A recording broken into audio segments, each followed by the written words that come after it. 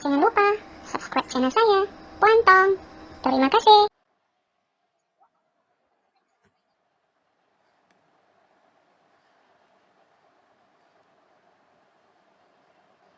Salam sejahtera.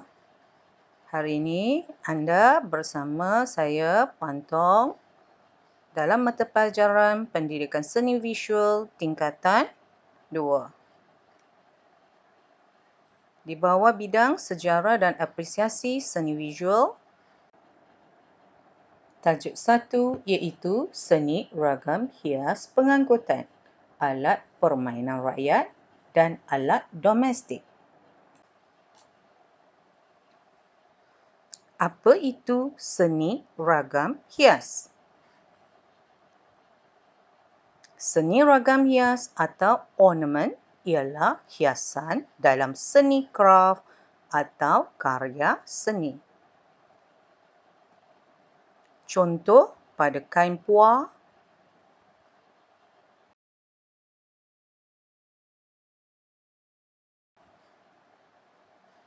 cara pembuatan kain puar ada pada ukiran kayu. Contoh ukiran kayu. Ukiran kayu bermotifkan flora ataupun tumbuh-tumbuhan. Ini pula contoh ukiran kayu yang melibatkan motif flora iaitu tumbuh-tumbuhan dan fauna iaitu haiwan. Ini contoh gabungan motif di antara flora dan fauna. Ini contoh hasil ukiran kayu. Motif flora ataupun tumbuhan. Apa itu motif awan larat?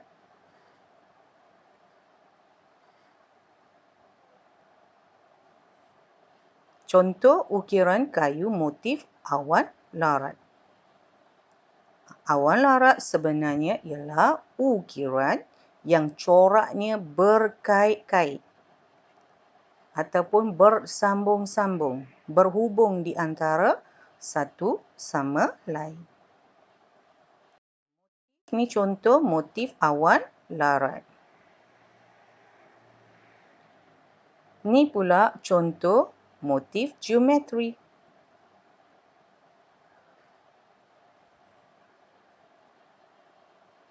Ini contoh ukiran kayu yang mempunyai motif geometri.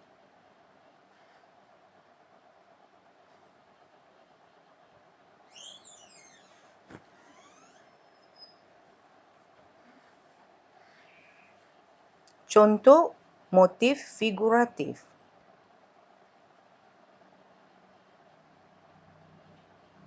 Ukiran kayu yang melibatkan flora dan figuratif.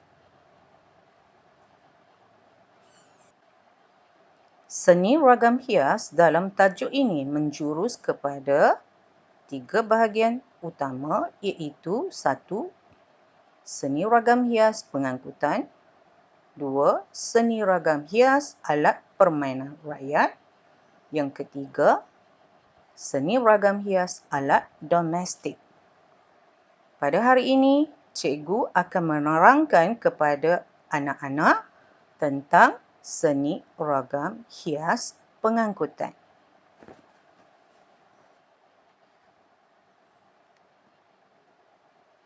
Seni ragam hias pengangkutan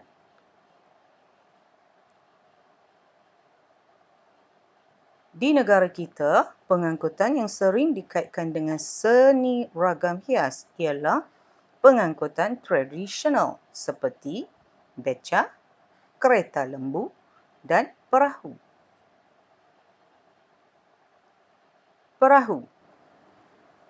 Perahu merupakan pengangkutan air yang digunakan pada zaman dahulu. Perahu dibuat daripada kayu cengal atau meranti. Ini disebabkan kayu cengal atau meranti dia adalah tahan kepada persekitaran. Perahu dibahagikan kepada 4 bahagian penting iaitu bangau. Nama dia sama dengan burung bangau. Tapi bangau di sini bukan burung bangau. Ini adalah bangau iaitu bahagian perahu. Yang kedua, caping atau juga dikenali dengan nama koyan. Ketiga, okok. Dan yang keempat, badan. Pada zaman dahulu, perahu digunakan sebagai pengangkutan untuk mengangkut barang-barang dagangan. Ini contoh kita boleh tengok seni ragam hias yang ada pada perahu. Contoh corak, awan, larat dan juga flora.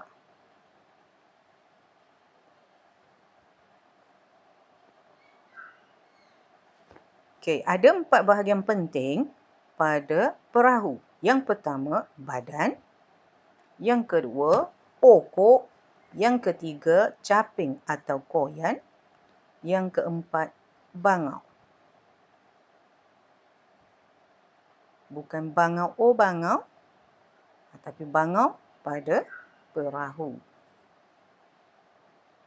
Ingatlah bahagian perahu, ada bangau, ada pokok ataupun ada ayam berkokok.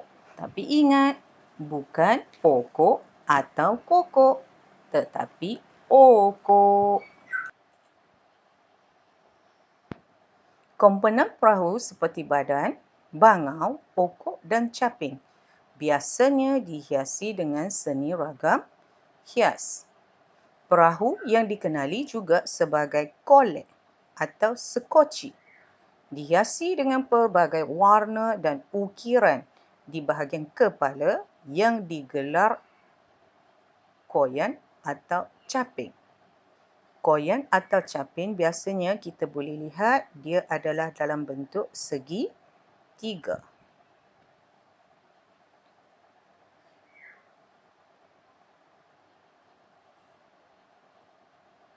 Koyan ini digunakan untuk mengikat tali kemudi.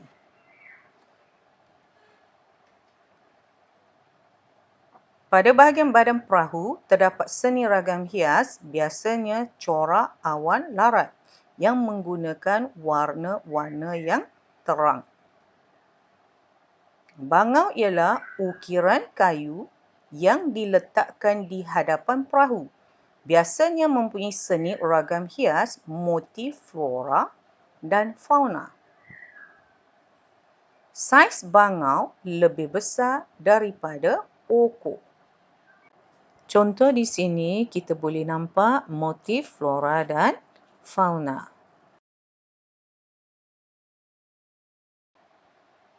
Fungsi bangau adalah untuk menyangkut galah panjang dan pukat di samping menjadi hiasan. Nelayan menjadikan bangau sebagai simbol untuk mereka mencari rezeki di laut bagi mendapat tangkapan yang banyak. Okey, kita fokus pada bahagian bangau. Cara untuk mengingat beza di antara bangau dengan okok.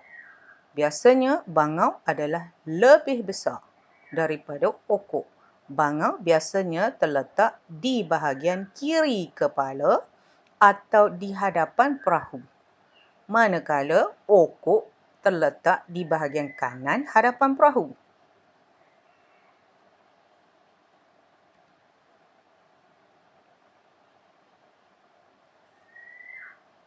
Di sini kita boleh lihat bahagian badan, bangau, caping dan okok dihiasi oleh seni ragam hias yang menarik.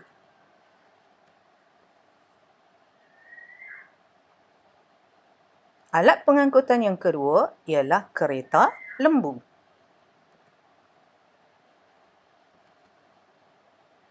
Kereta lembu mula digunakan sewaktu zaman Kesultanan Melayu Melaka.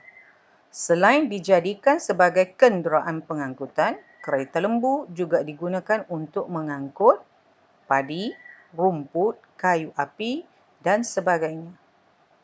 Pada masa kini, ia digunakan terutama sebagai tarikan pelancong. Contoh kereta lembu di Melaka. Kereta lembu mempunyai 4 bahagian yang utama, iaitu badan, roda, balak atau gandar dan kajang, iaitu bumbung. Saya nak anak-anak perhatikan di bahagian kotak yang berwarna merah jambu, iaitu kajang, bumbung, kedua badan, yang ketiga roda, yang keempat balak atau gandar.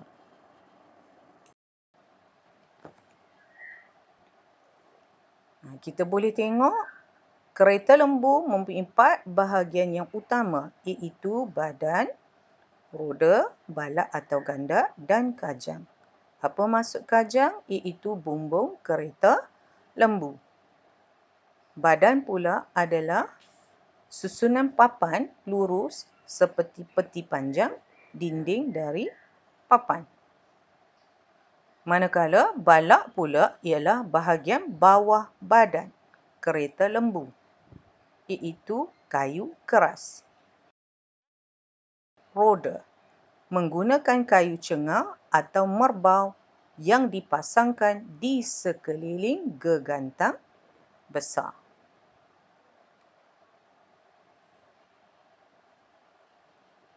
Seni ragam hias pengangkutan yang ketiga yang kita akan belajar untuk hari ini ialah becak. Contoh gambar menunjukkan becak Pulau Pinang. Ada beberapa bahagian pada becak, contohnya bumbung, tempat duduk penumpang, tongkat. Becak merupakan kenderaan darat beroda 3 yang dikayuh oleh seseorang. Becak mempunyai bahagian pengayuh sama ada di sebelah sisi penumpang, di sebelah belakang penumpang dan di bahagian hadapan penumpang. Bumbung dipasang untuk meneduhkan penumpang. Terdapat juga becak yang digunakan khusus untuk mengangkut barang.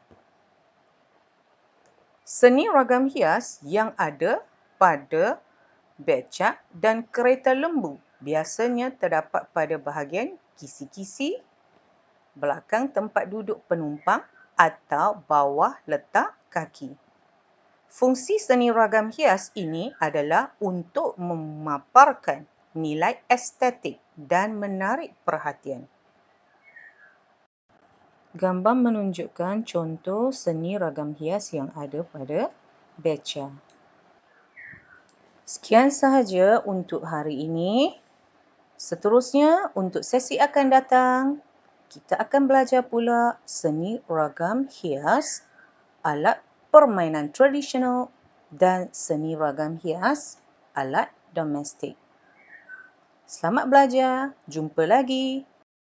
Jangan lupa subscribe channel saya, Puan Tong. Terima kasih.